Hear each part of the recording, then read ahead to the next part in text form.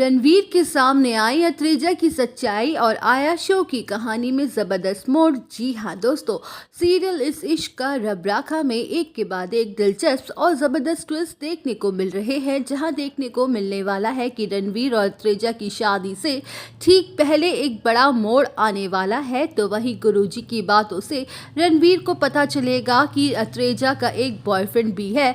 जहां पहले तो रणवीर को यकीन नहीं होता है, जैसे जैसे घटनाएं आगे बढ़ती हैं तो रणवीर को इस बात का एहसास होता है कि सच कुछ और ही है, कुछ तो गड़बड़ है।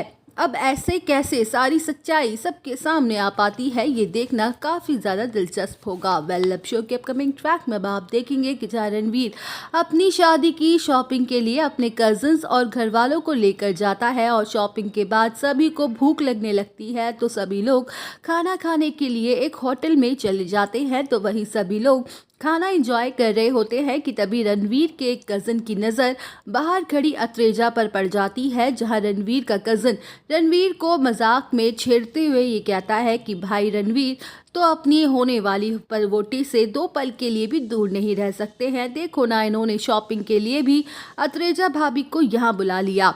तो वहीं रणवीर शॉक्ड हो जाएगा और कहेगा कि नहीं, मैंने अत्रेजा को नहीं बुलाया है।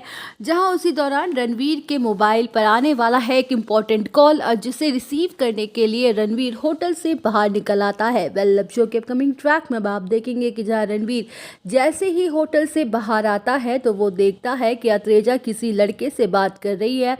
तो वहीं रणवीर चोरी छुपे उन दोनों के बीच की बातें सुनने की कोशिश करते हुए नजर आने वाला है, जहां अत्रेजा अपने बॉयफ्रेंड से कह रही होती है कि अब तुम मेरा पीछा करना छोड़ दो, मैं रणवीर से शादी करने वाली हूं। वो बहुत ही अमीर और पैसे वाले लड़का है और लाखों में वो कमाता है। मेरी उससे शादी हो जाने के बाद मुझे पैसों की कोई कमी नहीं होगी, इसलिए तुम जैसे फकीरों से मेरा कोई रिश्ता नहीं है।